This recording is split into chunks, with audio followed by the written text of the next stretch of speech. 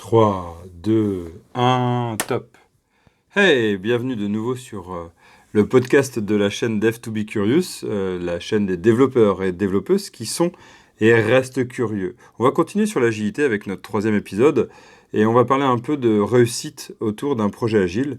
Comment réussir un projet agile? Et bon, on va prendre en tout cas une des clés de la réussite qui est l'autonomie des équipes. La fin approche à grands pas, la fin des chefs de projet. Oui, vous avez bien lu, fini ce métier qui ne sert à rien. Vive l'autonomie des équipes! C'est la fin d'une époque. Quand on parle d'époque, je ne sais pas vous, mais moi je pense tout de suite à Matrix. Eh bien pour une fois, ce n'est pas de ça qu'il s'agit. Dans cet article, je souhaite parler de ce temps où l'on avait un supérieur, une supérieure, qui nous disait tout ce que l'on devait faire. Passait notre temps à gérer tout le suivi projet, demandait à rendre des comptes, surveillait, fliquait.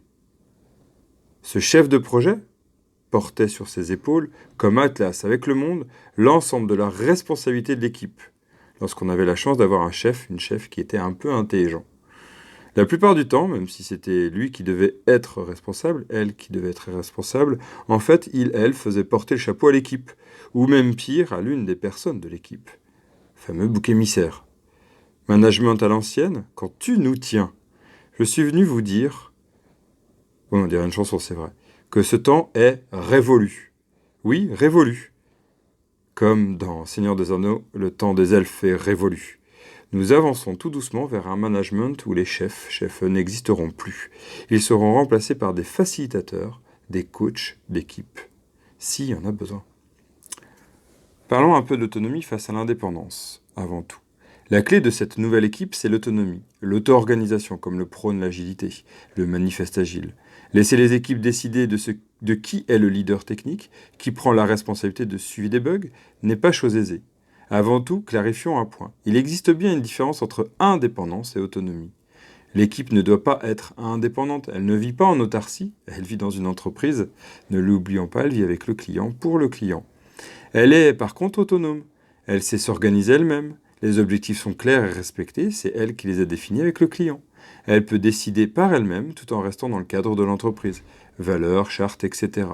Elle va ainsi prendre des décisions qui lui sont propres, nécessaires au bon fonctionnement du projet. Mais pensons quand même aux débutants. Ce système d'auto-organisation pour l'autonomie des équipes fonctionne-t-il bien avec une équipe qui est jeune, ou bien avec des juniors dans l'équipe? L'équipe jeune va apprendre à se connaître. Une équipe qui ne se connaît pas ne pourra pas, à ses débuts, réussir du premier coup à respecter ses objectifs, à éviter les erreurs. Il lui faudra plusieurs itérations pour apprendre et s'améliorer. C'est pourquoi l'équipe peut être aidée par un coach ou une coach pour s'optimiser, s'améliorer. L'important ici, c'est de bien mettre en place des itérations pour chercher à s'améliorer et surtout que ces itérations soient courtes pour recadrer au plus tôt possible. Imaginez un trajet de 8 heures en pilote automatique, par exemple une fusée, et qu'on vérifiait si tout était OK au bout de 7 heures. C'est risqué, vous ne pensez pas? Ça se trouve, on a peut-être déjà pris une planète d'ailleurs. Ou même l'étoile noire. Des jeunes dans l'équipe, prenons une équipe composée uniquement de juniors, qui n'ont pas d'expérience dans leur métier, qui n'ont pas d'expérience dans Scrum ou dans l'agilité. Que va-t-il se passer? Cette équipe va cumuler deux problèmes handicapants. Ils ne se connaissent pas et vont donc devoir apprendre à travailler ensemble. Et en plus, ils n'ont aucune expertise pour faire les bons choix. C'est pourquoi il est souvent recommandé d'avoir un minimum une personne avec plus d'expérience dans l'équipe pour guider l'équipe d'un point de vue technique. Cela pourrait avoir des problèmes, nous en parlerons peut-être dans un prochain podcast. Mais quand même, arrêtons avec cette négatif, on peut quand même y arriver en appliquant un grand principe.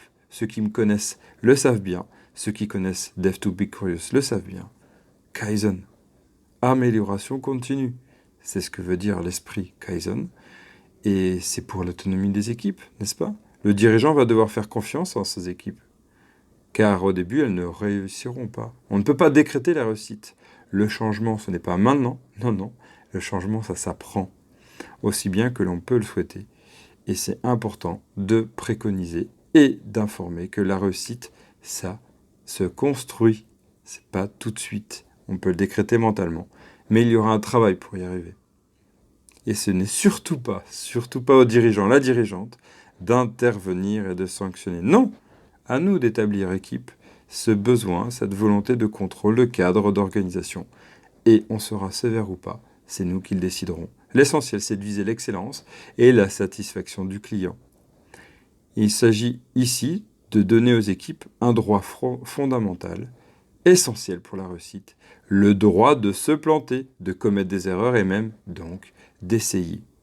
L'essentiel étant de toujours chercher à s'améliorer pour viser, comme je le disais, l'excellence.